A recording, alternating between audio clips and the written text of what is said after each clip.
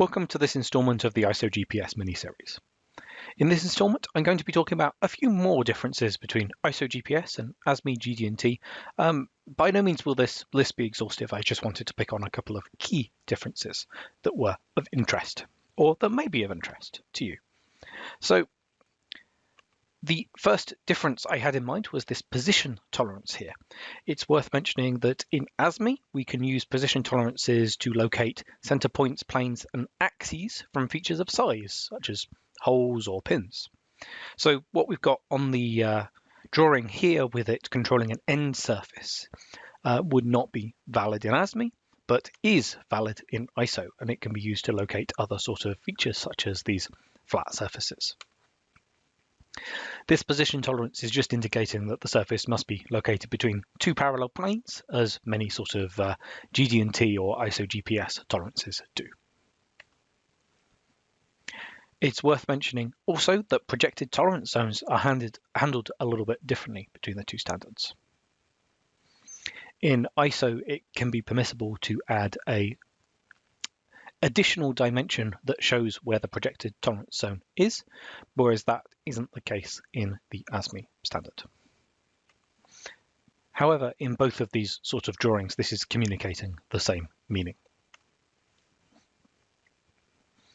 In this example, we have a curved surface and we want to focus on the orientation of our arrow.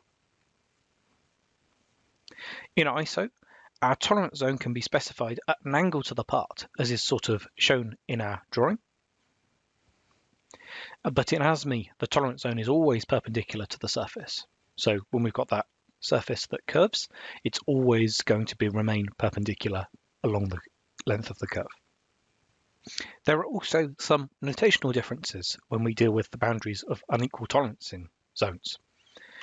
In ASME, these can be specified by basic dimensions on the drawing, but in ISO we have to use this UZ modifier that shows us the size of the tolerance zone and the location of the tolerance zone center. So how is this applied? You can see where we've got our UZ modifier with a positive 0.05 value, indicating the center of the tolerance zone, and a negative 0.05 value. So we start with our center line specified by that UZ modifier. In the positive direction, it's outside the part. In the negative direction, it's inside the part. Then we can add the tolerance zone width, 0.1 in both cases. And we can see that in one case, our tolerance zone is entirely inside the part. So it may only be smaller than nominal, or our part may only be smaller than nominal, and the reverse on the left.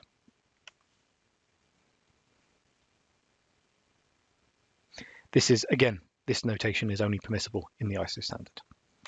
So we've highlighted a few of these sort of key differences between the two different standards, and there are a number of sort of small notational and application inconsistencies between the standards. So do make sure you pay attention to which standard your drawing is using and use your specifications appropriately. The majority of the sort of symbols and notation is defined similarly, but there can be subtle differences in the definition. So do pay attention to that. Thank you very much.